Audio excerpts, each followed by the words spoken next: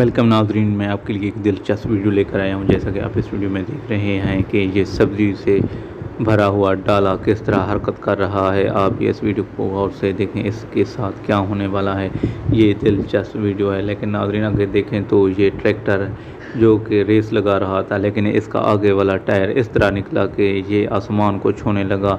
ख़तरनाक करतब आपको हम दिखाने जा रहे हैं। लोग भी काफ़ी तमाशबीन सामने हैं।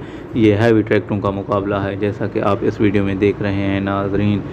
हम आपके लिए इस तरह की मुनफरद वीडियो लेकर आते हैं। ये हैवी टेक्नोलॉजी मशीन है, जबकि ये जहाज़ है, हेलीकॉप्टर जो कि उड़ते उड़ते आप इसको देखेंगे कि ये किस तरह उड़ के आ रहा है। मैं उम्मीद करता हूं कि आपको ये भी उड़ता हुआ हेलीकॉप्टर करीब से देखने का मौका मिलेगा कि पहाड़ों पर इसकी किस तरह लैंडिंग होती है और ये किस तरह उड़ता है। नाज़रीन ये दिलचस्प और